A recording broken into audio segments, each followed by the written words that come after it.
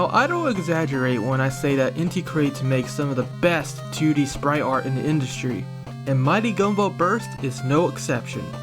The graphics blur the line between 8-bit and 16-bit, and overall look quite excellent. The characters have the right amount of detail to them, and the animations are super slick. Beck has never looked so good. So, I have to S-rank every stage to get 100% completion? Collecting all the items isn't enough? Welp, we're all gonna have to get super good then. RIP 100% speedrunners. It was nice knowing you.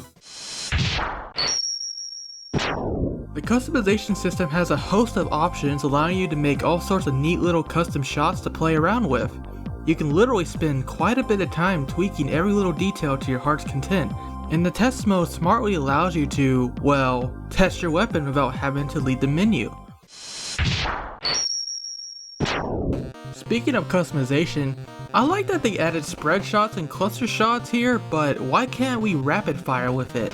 I mean, you are already decreasing the amount of damage each bullet doles out by splitting them off like this, so it's not like being able to shoot more than once at a time would break the game or anything.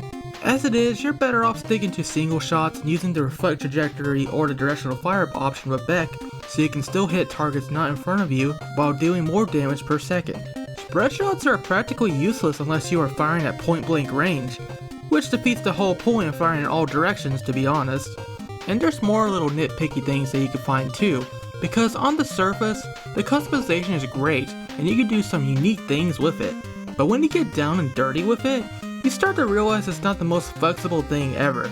It became the most apparent to me when I went about recreating the weapons from Mighty No. 9 in the Gunvolt series. I had some success, but I can only do so much with the available options. The amount of possible, truly unique combinations you can make isn't exactly a ton, but it is serviceable enough for the purposes of the game at least. But there may be some areas where hardcore customizers will be left wanting more. Another thing that would have been nice is if they gave us the option to quick select weapons with the L and R triggers. That way we wouldn't have to slug over to the customized menu every time I wanted a new weapon. That's not the most disappointing thing about the customization either, but we will get to that later. For now, let's get positive.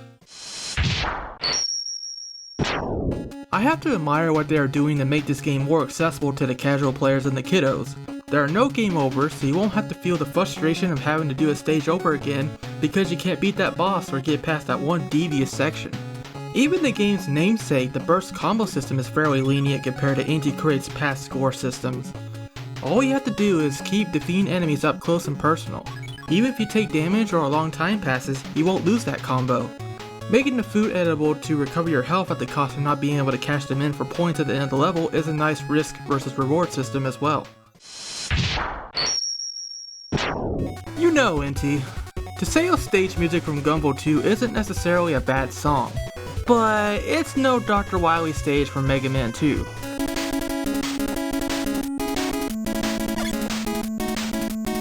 I certainly never found the song catchy enough to warrant using it 3 levels in a row!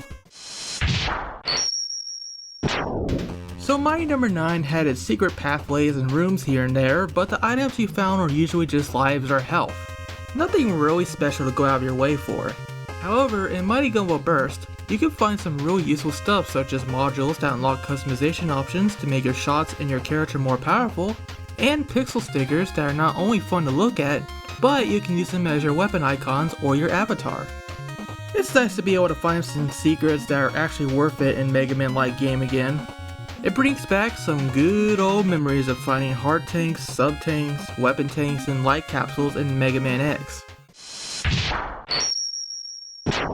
So while I did just get through praising the secret items in the game, there is an inherent problem with this setup. For a game that encourages experimenting with custom weapons, the game is too short to take full advantage of it. By the time most players start to have a decent setup going, the game is almost over. To get the most out of the customization feature on your first run through, you absolutely must keep a keen eye out for those secrets and find every module that you can to unlock those custom options. And even then, you're going to need a lot of cost points to use the most powerful options. You can get CP plus 50s in the levels, but the biggest increase is going to come from the CP plus 300s that you can collect after being a level. Only issue of that is every level also has an important module that will help make the game easier, such as damage reduction and elements that let you break certain blocks and deal more damage to the bosses. Oh, we'll get there on those elements. So if you want both, now you have to do each level at least twice to make sure you're well equipped to get the most out of the customization. It's not a huge deal, but most people are not going to bother replaying levels on their first playthrough, so it won't be until the game is over before they have enough CP to make really powerful combinations. It goes back to the fact that Inti Create really does design their games to be replayed over and over again, mainly for score runs. But if you aren't a high score runner or speedrunner type of guy, this idea is not going to click with you as much. The bosses of Mighty Gunvolt Burst are a joy to fight against. They aren't too easy, but not too hard either. The mighty numbers no longer have cheap instant death attacks, and their movesets are completely redesigned for the better to make for more enjoyable fights. Did you also notice that every mighty number takes after one of the adepts from Azure Striker Gunvolt? Pyrogen's Desperation attack is similar to Carrera's Quasar Collapse. Cryosphere uses Milis's Hydro Zapper attack. Diatron zooms around the room in the same fashion as Gibro. Seismic drills move along the floor just like Desna's hair. When Battalion transforms, he splits into several parts like Azrock's robot buddy. Aviator holds his drone close to him to deflect attacks like Gari does with his crystals. Brandish uses a form of Tingeon's Circle Moon Ring attack, and you can even relate their slash attacks. Finally, Countershape borrows Marak's portals for the duration of his fight. The Mighty Numbers level design even takes some cues from their adept counterparts' levels. For example, Cryosphere's underwater level also features a water tornado seen in Milis's level in Gunvolt 2. And the list goes on. I can also appreciate the fact that the boss's weaknesses do not make them flinch or break them in any way, so while you do more damage, the bosses will still put up a heck of a fight. But on the topic of elements, that brings me to the thing that disappointed me the most about Mighty Gunvolt Burst.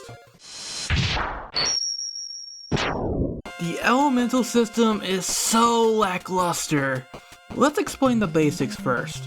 You get the elemental options for customization by defeating each mighty number and then grabbing the respective elemental module. That's right, the cool looking shot types that Beck starts the game with doesn't have any elemental properties whatsoever. They are just for looks. But that is not the problem here. The thing is, elements let you do slightly more damage to bosses and let you break certain types of blocks.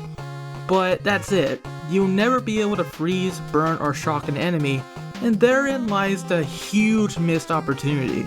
But ShadowRock, I hear you saying, if we could stun bosses, that would remove all the difficulty! Oh, don't get me wrong, I totally agree with you. I don't want elemental weaknesses to make the bosses super easy either. But if I have a freeze shot equipped, at least allow me to shoot a smaller enemy frozen solid, even if just for a second. Look, even the very first Mega Man game on the NES did this. Just a little touch like that would have added so many cool points to the game and made the elements make a ton more sense. The fact that myself and many other first time players were legitimately confused about how the boss weaknesses worked in this game speaks volumes to the lack of visual cues that these elements provide. In fact, every shot looks literally the same no matter what element you use. All in all, the elemental system feels like an afterthought and wastes so much potential. If I could ask Inti Create to patch in one thing to this game, it would be to make the elements satisfying and visually pleasing to use.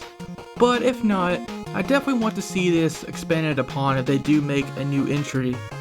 I mean, if Cryosphere can freeze me, why can't I do it? But hey, don't let my disappointment with the elemental system get you down, because other than that, my gripes of the game are very nitpicky and minor. I personally really liked Mighty Gunvolt Burst. It's the best Mega Man clone in recent years, and truly casts a more positive light on the Mighty No. 9 cast. Especially for just $10, you're getting a good amount of content that any fan of the Blue Bomber will enjoy, including the ability to create your own special weapons, a Mega Man fan's dream, even though they could have gone further with it. That's why I give Mighty Gunvolt Burst my full recommendation for any Nintendo Switch and 3DS owners out there. Thanks for watching, and for more on Mighty Gunvolt Burst and Mega Man, stay tuned to ShadowRockZX. Until next time, rock on!